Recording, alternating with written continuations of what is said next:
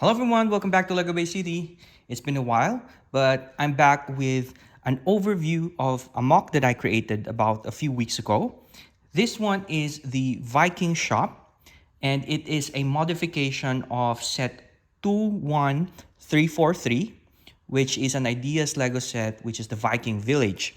Now, with the Ideas sets of the Viking Village, it doesn't really have an area in my city that I could place it on as the building itself.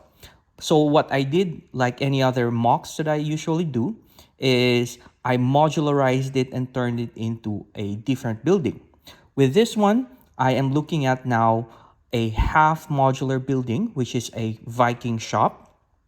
And you can interpret this into different things, like it could be an actual shop for supplies for Vikings, like it could be like their food, their weapon, their supplies for their ships, or it could be like a souvenir shop wherein people come in dressed up as Vikings or cosplaying as Vikings and buying supplies here or souvenirs. And it can be placed in your city or town where it's the historical area. It could be close to the sea area, or it could be close to the mountain area, along with other medieval themed mocks or buildings. So this one is open to interpretation, but for me, I will be placing it in an area where it's most like a historical area. So I will be placing it next to the Sanderson's Craft Shop, which is also a mock of another medieval themed house. So it's the Sanderson's house.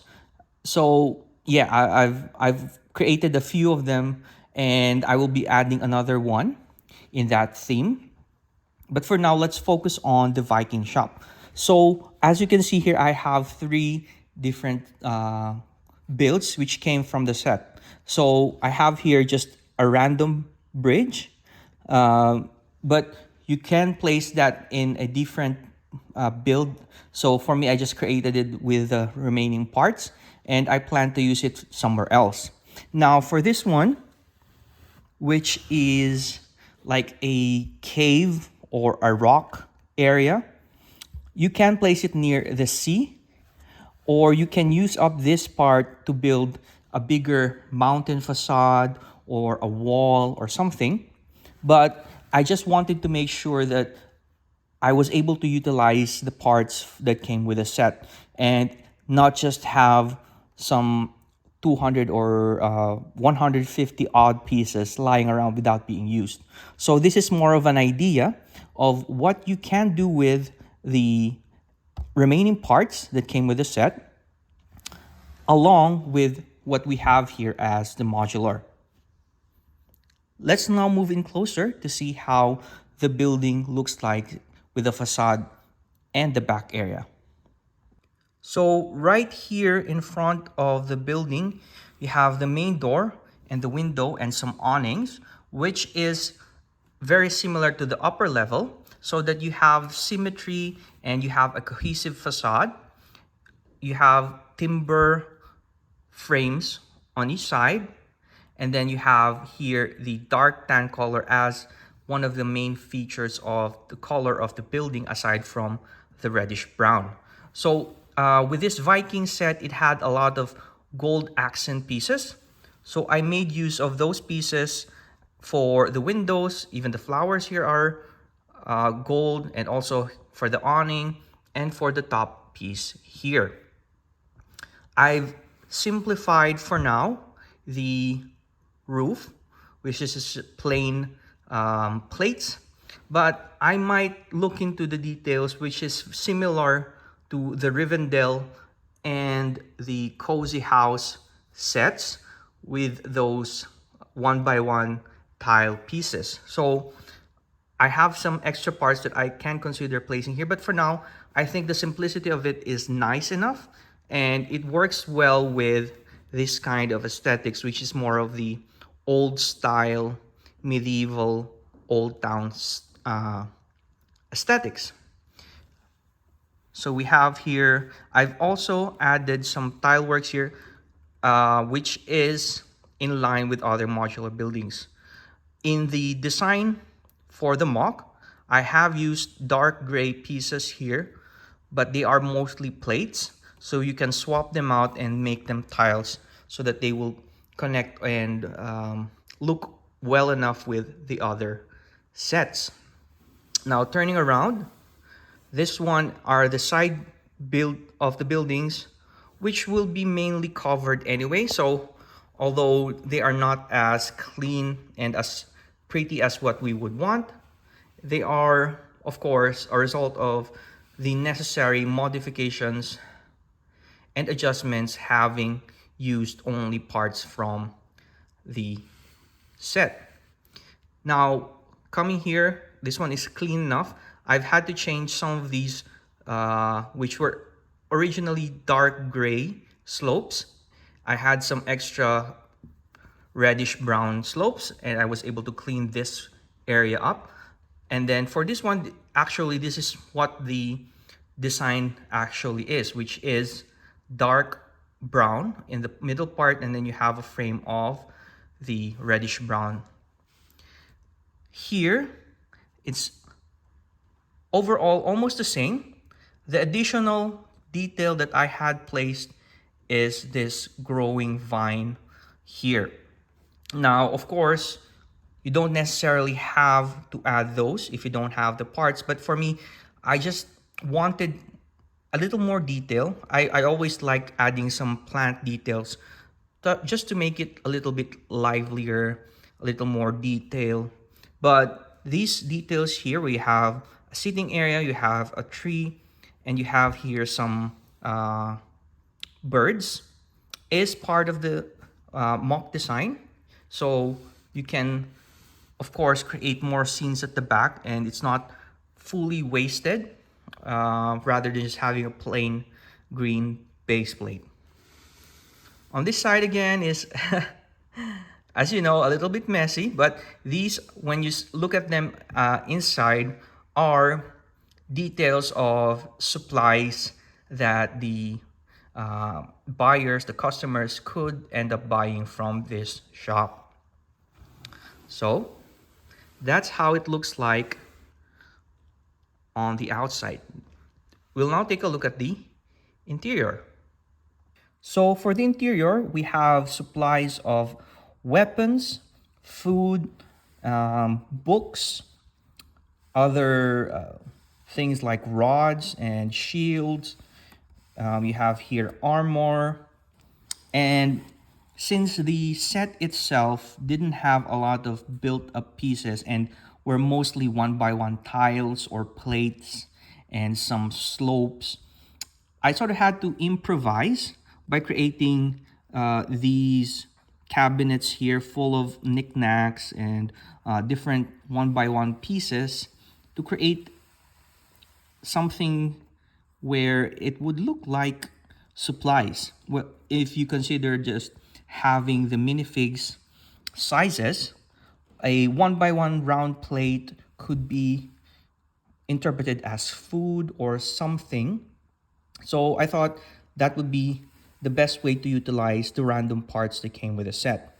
Now, of course, we do have some pieces here like the cups, the pan, the candle. I've added that compass from my inventory. And then, of course, you have these different weapons all around, which would make it more in line with the theme of the Viking. Now, here, of course, you have some, I would say, books, because why not? If this were to be a souvenir shop, they could be magazines or, yeah, of course, history books or anything related to the Viking history. Now, that's it for the ground floor. Now we look at the second floor. So again, directly coming from the ground floor using the stairs, you have more supplies of random stuff. Here you have some axe and some, I wouldn't know if you could turn them as rods or wands because they are Viking related. So I don't really see that as such. But again, this is more of just using my imagination of um, thinking of random pieces and sorting them out so that they would look cohesive inside. Um, so you have there some food, vegetables, and fruits, and then you have a few more weapons. For this ones, um, it could be a supply of potions and whatnot. Well, depending on how you're interpreting it, again, it could be a realistic one, or it could be magical, or it could be just a souvenir shop. Again, here, uh, random parts being utilized as supplies for the Viking shop. If you look at the back here, really, I had to deal with a lot of 1x2 tiles, 1x2 plates, 1x1 round tiles, because the set itself utilized those small details for creating the layout of the buildings. So that in itself was the challenging part for me with this build, is to create a wall area utilizing those small pieces. I even had to use snot style for this ones, where these are plates on their sides connected. So I did use some uh, different techniques that you might be able to learn and incorporate into your own designs later on. So this one I'm very happy with being able to use those parts. We now move on to the roof. So you might think there's no other way to go up, but I have placed the ladder here. There you go. And it should connect easily on all four sides. And looking here, you now have access to the attic. So the attic serves as the shopkeeper's bedroom and study area, or a seating area. We have here, this is very similar to the chair that is in the set itself. I just changed this one from gold to reddish brown because I had already used the gold piece right here. But other than that, that one is very similar. And I used this sort of like a tapestry or carpet using the 1x2 tiles from the set that were initially used for the roof piece. So I thought this one would look a little bit cleaner, having all the studs covered with that. And since this one is a sloped roof, you might think it's a bit hard to place and connect the roof or remove it. But actually, thankfully, the design worked, wherein um, it's just connected by these two, similar to the tiles that you have for the floor. And you just place this. Oh, I hope I can do it one-handedly. Yep, there you go. Check on the other side. It's just a little bit of adjustment, but then you can click it, and once it clicks with the bottom studs, then you have a clear connection now, and it's not going to move at all, or well, it will barely move. So again, the main reason also why I just kept this one in studs rather than using those 1x2 grill tiles is to avoid any clashes on the next neighboring modulars. Because if I had put tiles here or in different areas, we would not have enough clearance here.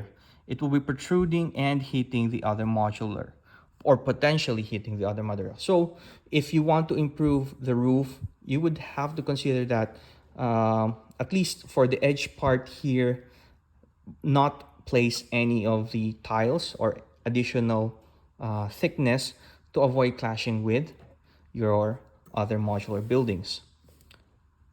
Well, that's it.